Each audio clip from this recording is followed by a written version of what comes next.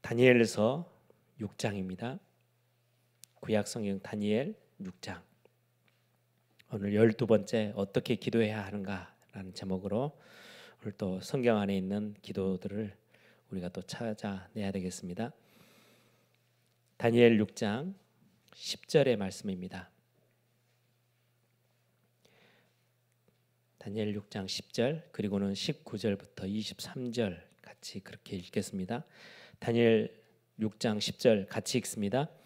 다니엘이 이 조서에 왕의 도장이 찍힌 것을 알고도 자기 집에 돌아가서는 윗방에 올라가 예루살렘으로 향한 창문을 열고 전에 하던 대로 하루 3번씩 무릎을 꿇고 기도하며 그의 하나님께 감사하였더라.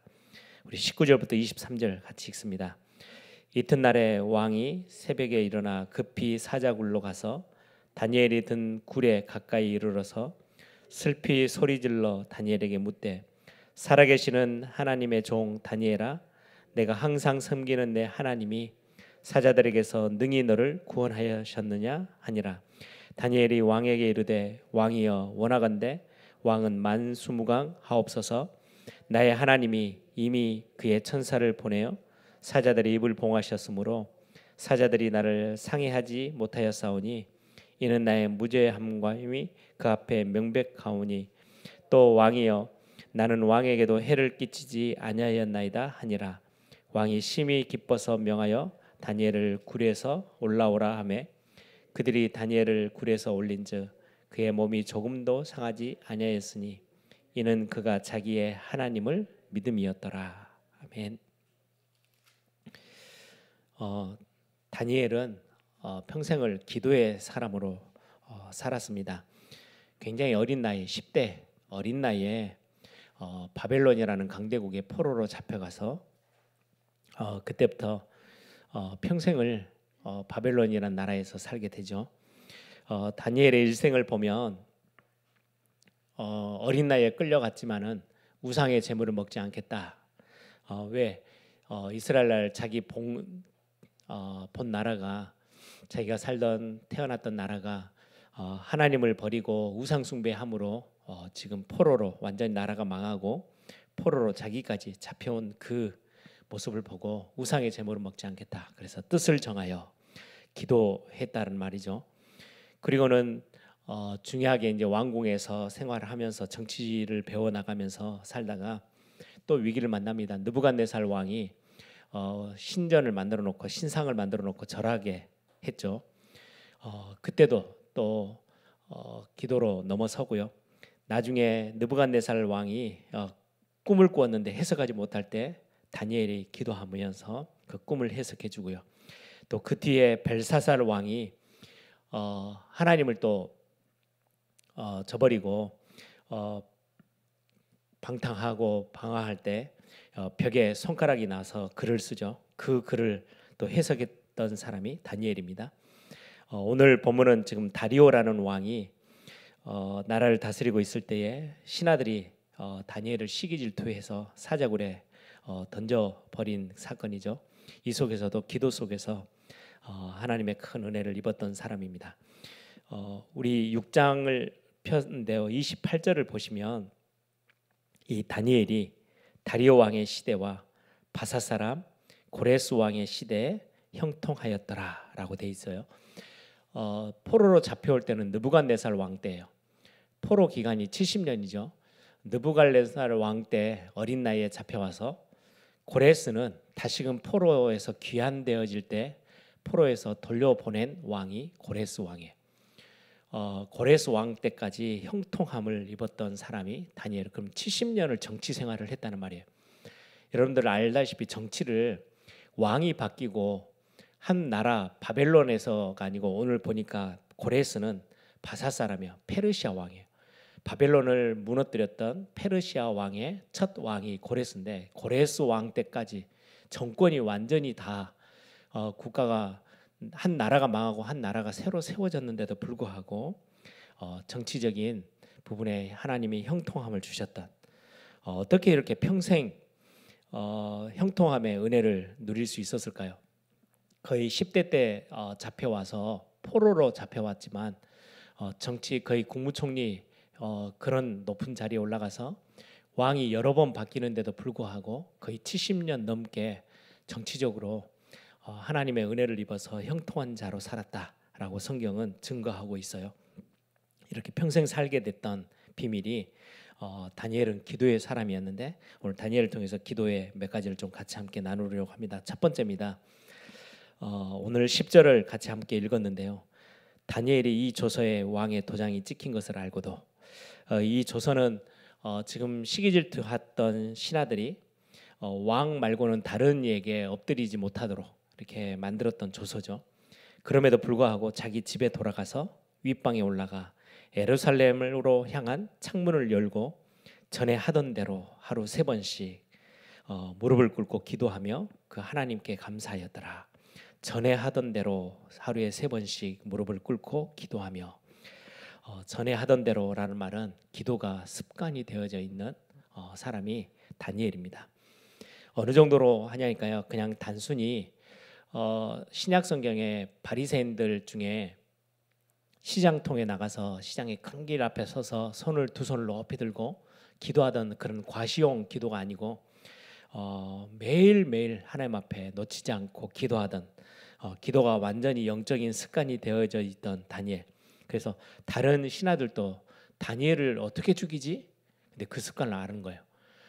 다니엘은 항상 하나님 앞에 기도하던 사람이었던 것들을 주변에 있는 사람들이 다 알 수 있을 만큼 습관이 되어졌던 사람이 다니엘입니다. 우리가 기도한다. 이제까지 계속 기도에 대해서 살펴보고 있는데 하나님 앞에 나아가는 그 모습이 우리의 삶에 습관이 되어져 있다면 우리에게도 똑같이 다니엘이 누렸던 그 형통함의 축복, 은혜의 축복을 우리에게도 하나님이 허락하실 줄 믿습니다. 두 번째입니다. 그러면 기도가 습관이 되어졌던 그 기도, 어떤 기도였는지. 기도는 언약의 말씀에 근거를 둡니다. 그 말이 무슨 말이냐면 오늘 전에 하던 대로 하루에 3번씩 그냥 막연히 열심히 기도하고 또 빠짐없이 기도하고 뜨겁게 기도했다. 그래서 응답을 받았다가 아니고요. 다니엘의 기도에는 굉장한 의미가 있어요. 오늘 10절에 보시면 예루살렘으로 향한 창문을 열고 예루살렘으로 향한 창문을 열고 기도했대요. 이거는 그냥 단순한 행위가 아니고요.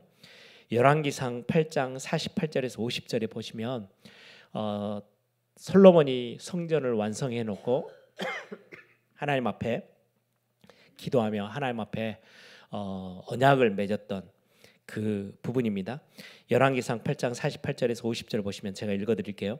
자기를 사로잡아 간 적국의 땅에서 자기를 사로잡아 간 적국의 땅 포로로 잡혀갔을 때라도 온 마음과 온 뜻으로 주께 돌아와서 주께서 그들의 조상들에게 주신 땅 곧 주께서 택하신 성읍과 내가 주의 이름을 위하여 건축한 성전이 있는 쪽을 향하여 주께 기도하거든.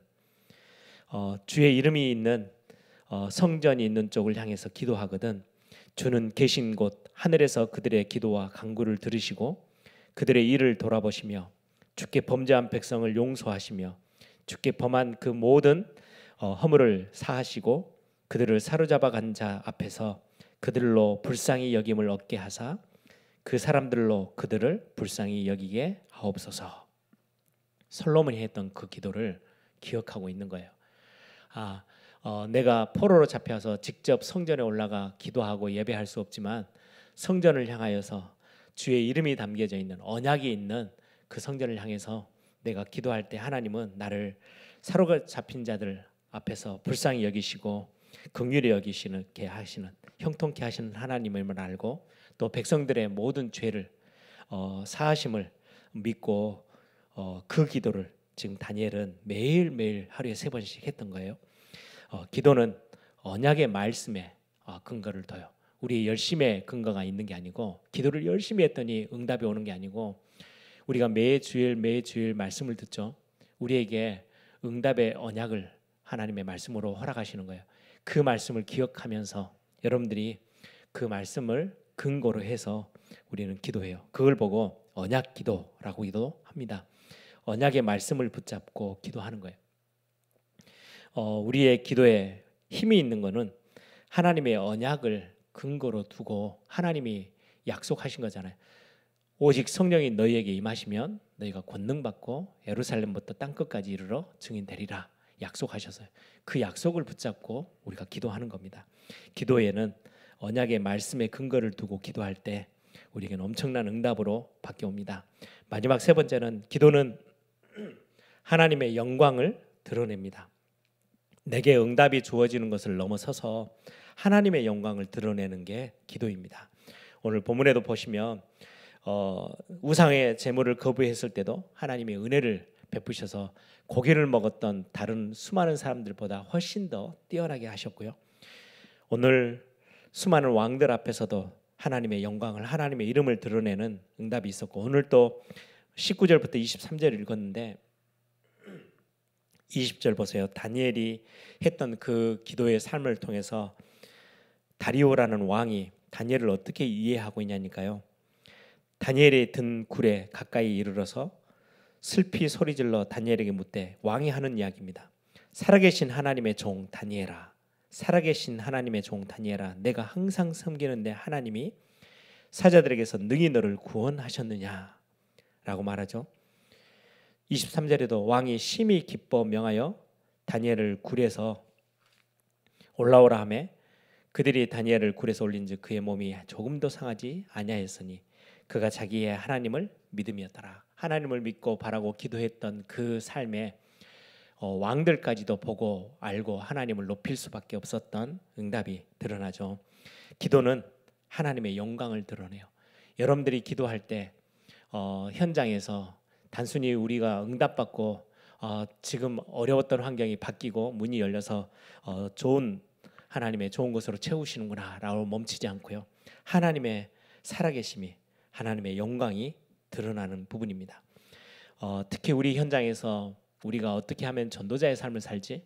가장 힘 있는 게 기도의 삶이에요.